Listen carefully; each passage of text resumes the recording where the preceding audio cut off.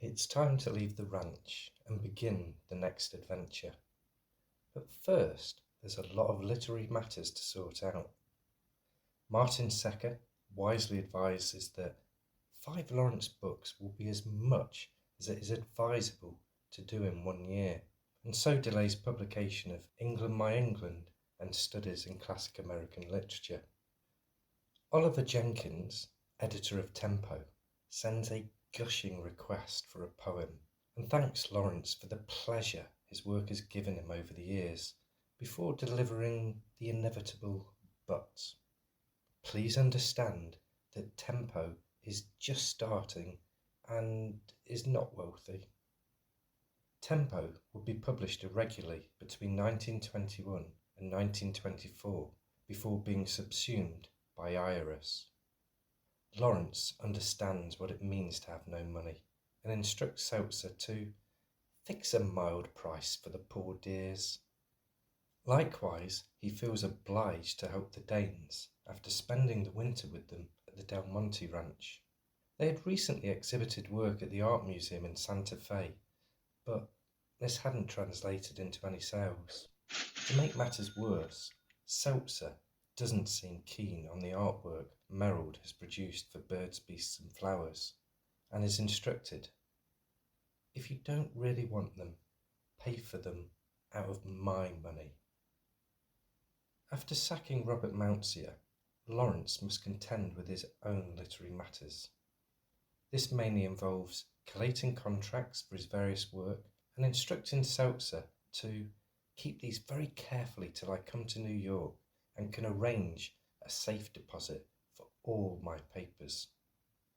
Lawrence is happiest when fully occupied, and so once the literary admin is out of the way, he requests a manuscript from Frederick Carter, a painter, etcher and scholar with an interest in religion and mysticism.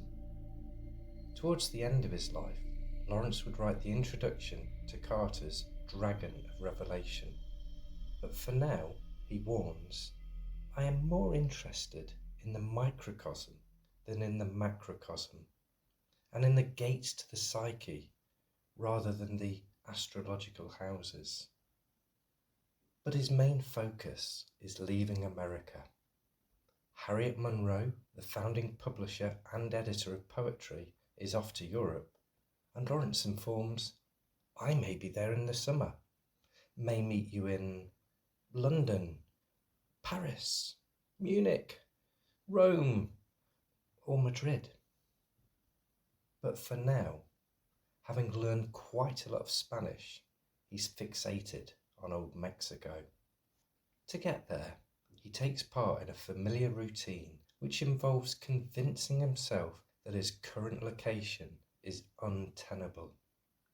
The USA is terribly sterile, even negative. I tell you what, there is no life in the blood there. The blood can't flow properly. Only nerves, nerve vibration, nerve irritation. It wearies the insides of my bones. I want to go. Heading to another country presents numerous logistical considerations. Information willingly shared with Witter Bynner and Willard Johnson, who will be joining him at some point. Of priority is avoiding the Easter rush, as hotels may then be crowded. When they do arrive in Mexico, he is delighted to get a little wine again after escaping prohibition. This was a nationwide constitutional law in America from 1920 to 1933 that led Jack Mahoney and W.M. Jerome to fear every day will be Sunday when the town goes dry. When the town goes dry, a woman can't drive you to drink. If she does just stop and think, she will drive you. Adjusting to city life is difficult, and so he feels a bit shut in after the ranch. This may explain why he feels uncomfortable in the American-run neoclassical Hotel Regis, and so switches to the Hotel Monte Carlo, a smaller venture run by an Italian family.